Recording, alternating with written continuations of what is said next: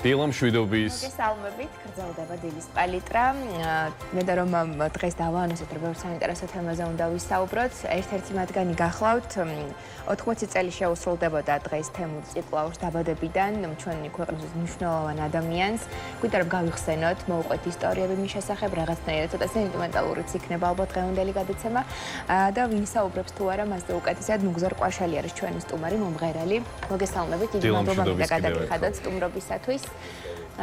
ძალიან სევდიანი თემა არის, თუმცა თქვენგან გვინდა რომ კი ბატონო, თქვენგან გვინდა რომ გავიხსენოთ, მოვუყვეთ და პირველ რიგში რა გახსენდებათ, რა არის თქვენი ყველაზე ესეთი მთავარი ისტორია, რომელიც ბატონ თემურთან გაკავშირებს და აი ეს რაღაცნაირად მყარ მოგონებად დარჩა. სხვათა შორის ყველგან ვითქვია და ვიტყვი კიდეც რომ თემური ისეთი პიროვნება იყო. ნუ ყველა გახავ, ზოგი ისეთი იყო, ზოგი ესეთი, მაგრამ ჩემთვის და საერთოდ მე მგონი მთელი საქართველოსთვის ესეთი ხმა და ეს ხმა რომელიც შერწყმულია იმ ადამიანში რომელიც არის აი ულამაზესი პიროვნება თვითონ ერთხელ მახსოვს თემური წინისგან მღეროდა და ჩვენ მე უკან დრამზე უგრავდი გვერდზე სენგის ცხენზე მივდა შეხედე რა ლამაზი კაციო რა ტალია ხო მეუბნება მართლაც აი ყველაფერი გაერთიანებული იყო მასში ესე იგი სილამაზე სიყვარული სიკეთე რაღაც პატრიოტიზმი არ ვიცი მე ესეთი ბევრჯერ გაჟღერებულა მაგრამ მე კიდევ ვიტყვი რომ მისი თაობით შეიქმნა ისრაელში აი ეს შენობა რომელიც იყიდეს რომელშიც ცხოვრობენ ჩვენი დედაოები და ჩადიან უამრავი ქართველი ეს თემურის დამსახურება იყო იმიტომ რომ ისრაელში მიწა არ იყიდება და თემურის გამო კნესეტმა ისრაელის ანუ პარლამენტმა გამოიტანა რომ თემურის ეკუთვნის ეს და წარმოიდგინეს ამ ხელა ადამიანს ეს ყველაფერი მიყიდეს. მე რეგ სწავლა ერთ-ერთმა მილიონერმა ხა გვარები წვრილობებში არჩევ ხმარობდები. შესთავაზე რა კიდევ თემურად ახლი ვასწავლო თუ ბავშვებსო კომპიუტერია. აიღეს შენობა დიდი დაახლოებით 2000-ზე მეტი ბავშვს მოამზადეს კომპიუტერებით, სერტიფიკატებით, კვებით და ყველაფერთ. აი ესეთი კაცი იყო. მიუხედავად იმისა, რომ სცენაზე იყო მეფე და არწივი. ნუ რადგანაც არწივი დაერქვა, იმიტომ რომ ჩხიბთა ქორწილში ის არწივი იყო, მაგრამ იყო ლომი. ნამდვილი ლომი და თავისი უცნაურობებით, რა თქმა უნდა. იმიტომ რომ მაგალითად მე მსვავდა ხოლმე მანქანაში, სხვას არ არის. იმიტომ რომ სხვას უყვარს ფანჯრის გაღება და ის თავის ხმას ისე უფრთხილდებოდა. ანუ რომ რამე არ დამართლოდა სცენაზე, იმიტომ ის იყო მისი და ხალხი რა თქმა უნდა აპატიებდა, იმიტომ რომ ბევრი რაღაცები გვაპატია ივერია, ხედავდნენ რომ ასეთი მეგობრები ვიყავით საყვარელი ადამიანები, ხალხისთვის ბევრს პატიობდა. ხდებოდა რომ ხვდებოდა მაყურებელი რომ ჩვენ ვიყავით მეგობრები და შუქი სადმე თუ აი ჭუჭრუტა ვერ იზინებდა. ანუ სუხურავდა ყველაფერს, ნომერში ხშირად ვიყავით ერთად და მე ღამე რომ ვდგებოდი, ვიმტრეავდი, სადღაც გადავარდებოდი ხოლმე. აი ესეთი უსწავლობები ქონდა. აი როგორ ემზადებოდა ხოლმე ხმაზეც თქვენ რომ ძალიან უვლიდა და ცდილობდა რომ ძალიან უვლიდა, მიუხედავად იმისა რომ ქონდა ძალიან დიდი პრობლემა ერთ პერიოდში, ერთი პერიოდი იყო ესეთი რომ საერთოდ აუგრძალეს სიმღერა.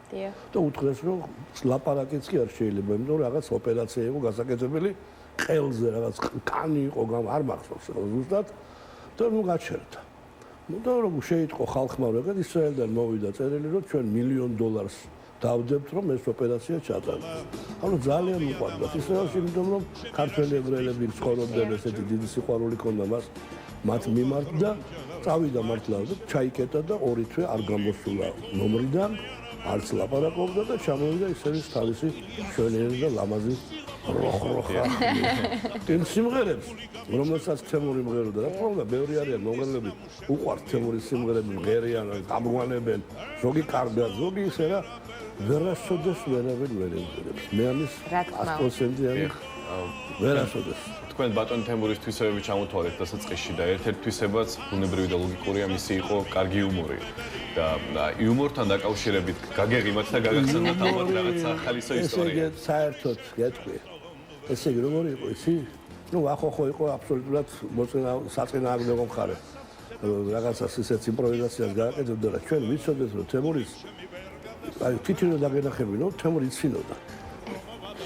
არ იყო ესეთი, რომ აი ყველაფერზე იცინოდა, ყველაფერს ძალიან ისე აგიქვავდა და ნუ ყველაფერი იგრძნობოდა, რა თქმა უნდა. ძალიან თვითონ ახლა ხანდახან შეიძლება და მოეთმინა, მაგრამ უცბად ახლა რაღაცას გავუკეთებდა და მორჩა დამთავრებული იყო ყველაფერი.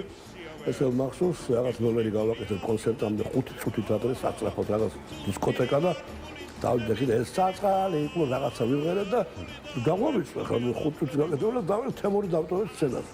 თემური გააგრძელა ის და უყურებდა ხალხი უკვე აქვს იგდას და თემური დადგა და დავავიწყე ყველაფერი ყავს. კაში იყო ზუსტად 12 წუთი დავთვალე. რატო არ ვიცი, რაღაცა ეთქობა ისეთი ნატურალური იყო ყველაფერი და ისეთი ლაბადად იყო. აი უნიკალური პირო. იცოდა რომ ის ხინკალი რომელიც უნდა აეღო რეკლამის დროს ამოგვიტანეს სცენაზე. რომელიც უნდა აეღო სავსე იყო ფქვილით. მისი შავი სმოკინგი უნდა ხოდა იცოდა და მაინც ისა იყო. ხო შეიძლება სხვა იყო, არა რომ მოხდარი იყო. და ძალიან სხვანაირი ადამიანი იყო. ფოტოშოპის ეგეთები იბადებიან ალბათ საუკუნეში ერთხელ.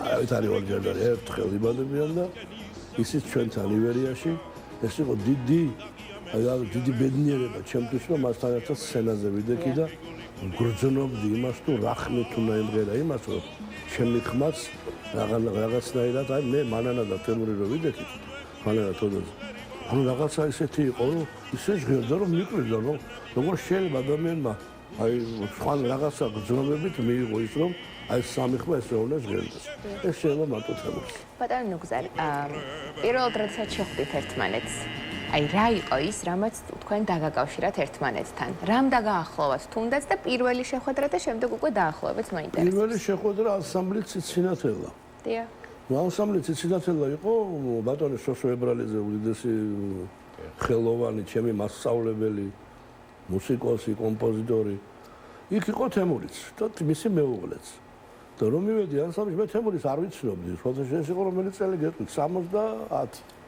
60 ამდენი 40 ხო იქ იყო და ახლა თემურის ხა ჩემზე დიდი იყო და ახლობით მნიშვნელობა აღარ ქონდა იმ ანსამბლში როცა ხარ იქ 10 წელს აღარ დიდი 20 წელი პატარა მნიშვნელობა არ აქვს გავიცანე ნუ ხა მაშინ უკვე და ხდებოდა უყურე მე მივედი ანსამბლში როგორც აი თქვა რაღაც როკ-ენ-როლებს ღეროდი რაღაცას და ის იმას შეეძლო დამჯდარიყო დრამზე ანუ მაშინდელ ბარაბანზე რა მაშინ დასაწყამე და მაგალითად დივერიაში მაგი დიფარფს ღეროდი ჩვენ მახსოვს highway star იყო ესე თუნდა ისდოდა ღეროდა და you right hippies July morning შეტარმოვიდა თემური ხო პატრიოტული სიმღერები სამშობლო აი სკრინით რო ბოლოს აქცევს ყველაფერს იყო თემური აი შეეძლო ეგეთი რაღაცებიც მაგრამ არ უნდა და იმიტომ რომ მაინც ქართული იყო და აი ქართულს აწვებოდა და რა თქმა უნდა რომანსებსაც ღეროდა მაგრამ ქართული იყო მისი ნომერი პირველი თემა ამაში ნამდვილად სტატი იყო და უნდა ეს ნო მეკითხა მეც რომ რა სიმღერას უსმენდა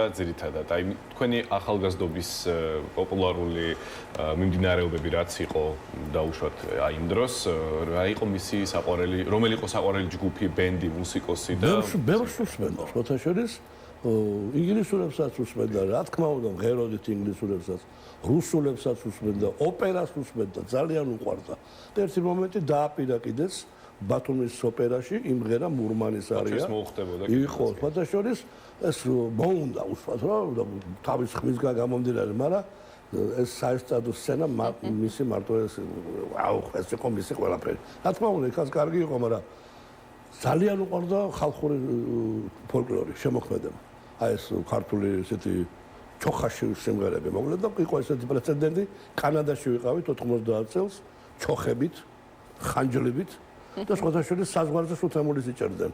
ისე თემური იყო, ეხლა მე რომ ახლა წვერებით და ხანჯალი ჩანთაში რა გინდა ეს ხანჯალი მეუნებოდნენ და ამღერებდნენ მრავალჟამიერ სკოლმე საბაჟოზე. იტალიაში, კანადაში ყველგან რომ უნდა შევდეხო. საინტერესოა, თქვენი მოგზაურობებით ძალიან საინტერესო იქნებოდა დარწმუნებული ვარ, იმიტომ რომ 90 წლებში კანადაში როდესაც მიდიხართ საკუთარი შემოქმედებით. 52 ქვეყანა გვაქვს ერთად მოვლილი. 52. აი ყველაზე ესეთის ისტორიების რომელ ქვეყანაში გადაგხდათ? ნუ გამორჩეული. თქვით გონე ისრაელში უყვართ. აა ისრაელში თემური ხშირად ჩადიოდა, იმიტომ რომ ამდენი მოგზაურობიდან კიდევ რომელიც თავის სამშობლოში დაბრუნდნენ, რა თქმა უნდა, დიდი მონატრება, პირველად რო ჩავედით ისრაელში, ორერა იყო ჩვენამდე ჩასული. ეს იყო 99-ში. მაშინ არავინ არ ჩადიოდა, ძალიან ესეთი მდგომარეობა იყო და მალავდნენ ამას, ეგ მომრავი სამსახურები არსებობდა, რომელიც გიჩლიდან ხელს. ჩავედით 99-ში, იქ იყო აი სასწაული მოხდა რა. სასწაული მოხდა, ივერია ვიყავი და ოფიციალურად აი ესეთი სერიოზული 13 თუ 15 კონცერტი აღარ მახსოვს ზუსტად. და აი პირველი შეხვედრები, პირველი ცემლები და თემურის აი წარმოიდგინეთ მიუხედავად იმისა, რომ ძალიან დიდი ტრავმა ჰქონდა, აი ძალიან დიდი. მე ვერ ვიტყვი, იმიტომ რომ თვითონ არ გამოცდიო, ხო იცი, შვილის მერე, გიორგის მერე. ნუ ხა იქ იძახიან, რომ ილია მეორემ რა თქმა უნდა თხოვა, რომ ეს უნდა გამოხვიდე შენ ხალხს ეკუთვნი, ეს ხმა ხალხის არის, ეს ღმერთის საჩუქარია შენ. ხო და რომ გამოვიდა, როგორ მახსოვს, ესე იგი ეს იყო თვალწდები 93 წელი. აი ეტის როლში და რომ დაიწყო 2400 სანთელი აინთო დარბაზში, საკონცერტო დარბაზში. და ფეხზე ადგენდა თვითონ მუხლებზე დაეშვა და მე და ვასილაია გამოვედი და პულტთან ვტიროვდით, იმიტომ რომ რაღაც დიდი ემოცია იყო. აი მაშინ მიენიჭა თემურ ციკლაურს ნამდვილი საქართველოს სახალხო არტისტობა. ის კი არა ფურცელზე რო წერდნენ უმაღლესი პრეზიდიუმის საბჭო განიჭებთ არა ხალხმა, რასაც სახალხო ქვია, აი ეს მიენიჭა თემურს, რომელიც ღირსიც ნამდვილად იყო. ძალიან ემოციური იყო ახლა მის გახსენება, რაღაცნაირად არ მინდოდა მისი შვილის დაღუპვის გახსენება და უფრო მხიარულად მინდოდა რომ გვესაუბრა, თუმცა რა კი ეს თემა ვახსენეთ, როგორ გადაიტანა მან ეს ტრაგედია, როგორ მოახერხა რეაბილიტაცია ფსიქოლოგიურად და კვლავ დაბრუნება კიდევ ერთხელ ეს ამბავი გავიხსენეთ ბუნებრივია, თუმცა სხვა მხრივ როგორ შეძლო რომ კიდევ ერთხელ დაბრუნდა სცენაზე და ამ სიმაღლეებს მიაღწია. რა თქმა უნდა, დიდი დამსახურებაა ჩვენი პატრიარქის, ძალიან დიდი დამსახურება, რომელიც მას ძალიან უყვარდა, ძალიან ჯეროდა და იმ პატრიარქმა დაარწმუნა, რა თქმა უნდა, რომ აი ვიმეორებ, რომ შენ ხალხის შვილი ხარ, შენ ღმერთის შვილი ხარ და უნდა გახვიდე და უნდა იღე. რა თქმა უნდა, ანსამბლს დიდი როლი შეასრულა ივერიამ, რა თქმა უნდა, იქ სიმღერებით, მაგრამ მისი ეს ტკივილი ის არასოდეს არ გამქრალა. ის ყოველთვის მას ჰქონდა რა ნაწილი მოაგლიჯა მას მისი შვილის წასვლამ ეს მე არ ვიცი. შეიძლება მე ვიცი რომ მშობლები რომ მიდიან დედმამიშვილები რაღაც ხდება ორგანიზმში რაღაცა, მაგრამ აი ეს თემა არ ვიცი, იმიტომ რომ მე ვხედავდი ყოველ დღე მას და სულ რომ ხშირად ვიჟექით ესე დედატეთ ერთად რა თქმა უნდა კეიპი გვიყვარდა ერთად, იმიტომ რომ თუ გინდოდა რომ კეიპი ძალიან დიდხანს გაგრძელებული იყო თემურის ნიშნავდით თამადად. თვითონ სადგილძელო იყო 15 წუთიანი და რაღაცა ყველა უსწრებდა, იმიტომ რომ ხმაც ისეთი ჰქონდა საუბა. თუ გინდოდა რომ მოკლე პურბალელი ყოფილიყო, ვახტანგ დატიჯობა. თემურის ესეთი იყო და აი სულ მას მეუბნებოდა რომ 6 წლის ბიჭი იყო ჩემი შვილი და ნუ თუ რა ხორაფერი არ დაუშავებია, სადღაც სხვა ქულა იყოს, სუეძებდა და მოძებნა. და ეხლა ერთად არის. თქვენი აზრით რომ არა მომღერალი და არტისტი სხვა რა პროფესია შეიძლება ყოფილიყო? ან იქნებ გაუზიარებია თქვენთვის. ხო, ან იქნებ უნდოდა და უბრალოდ არ გამოვიდა ამ მიმართულებით მას მოღვაწეობა და რაც გამოვიდა კი. არასოდეს არ უთქვია, იცი რომ ეხლა რაღაცა თქვა მასწავლებელი ბეთო. მე მეეჭება რომ სხვა პროფესიაში მაგრამ მასწავლებელი და ინჟინერი და რაღაცა. ანუ როგორც იმ ფილმში რო არის ბელა ფონტე. მშენებლობაზე მუშა და ეს იყო დამადებული სცენისთვის.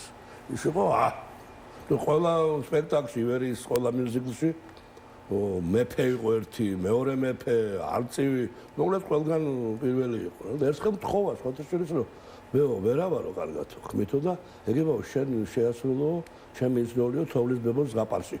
ვიყავი ჯუჯა. გადააბოლე ჯუჯადან ესე იგი თემურის ეს არის უძნელესი. ახლა არ არსებობს ხო ის ადამიანებიო ყველანაირი ადამიანი შეცვლიო რა პრინციპში, მაგრამ ეს გამონაკლისი იყო თემურის შეცვლა არ შეიძლებოდა. თუ მე მაინც ისე მთხოვა რომ რა ვარ ხო დავდეხი და თემურის ხმით უნდა მე არა ხმით არა ჩემი ხმით, მაგრამ თემურის ხალხს თემური ახსოვს. ძალიან გამიჭირდა.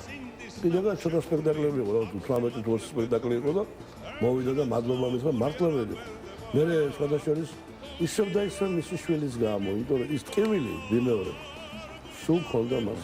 რა თქმა უნდა. ეხ ერთი კითხვა მექნება ბატონ უგზართან მეგობრებიც ბუნებრივია რომ კამათობენ და ჩხუბობენ და თქვენ თუ გიჩხუბიათ რადგანაც დიდი ხანია მეგობრობდით და ერთად იყავით რამეზე თუ გიკამათიათ და ალბათ უფრო ხუმრობა იქნება ეს კითხვაც და სიცილით იხსენებთ ხოლმე მე მეგობრებთან კამათს ესეთი მაგალითი თუ გქონდათ ისე არა ხა გიკამათია რა თქმა უნდა იმაზე არა როგორ რა ვიმღეროთ რომელი ხმა ეს რომელი ჯობია ჩემურის სოციალის კონდა ხა უნიჭერეს კაცი იყო მაგრამ ახალი სიმღერის ტექსტს ვერ იმახსოვრებ თუ რაღაცა ბევრს აქვს ეგეთი რაღაცა და მოვიდა და ხოლმე და ის სიმღერა რომელიც იყო ფილარმონიაში ან სხვა სცენაზე ქაღალდებზე დააწეპებდა და დიდი ასოებით ფლომასტერით დაწერდა რაღაცა და მე მოვიდოდი საათნახევრიდან და ასოებს გადაუკეთებდი რეპეტიციაზე შამბრა ბრო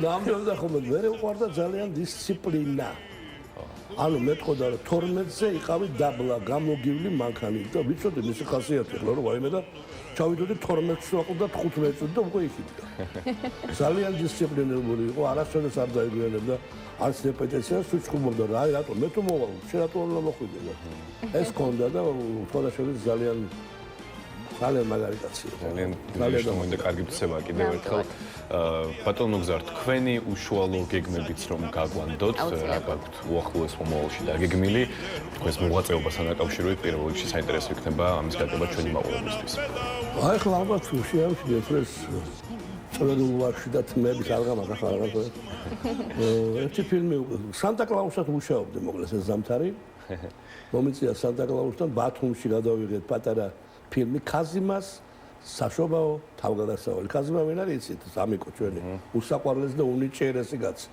იქ ვიყავი სანტა რაღაც კაი ფილმი გამოვიდა რა თქმა უნდა დღეს იმდენი ეფექტებია რა ქვია სატელევიზიო სივრცეში და ვიდეო გადაღებულ კინოებში რომ შეიძლება უშუალოდ რაღაცად გადაიქცა და მეორე ფილმში ახლა ვარ დაკავებული იმდენი ვახსენე ეს ისრაელი რომ ერთ-ერთი ქართველი ებრაელის როლში ვარ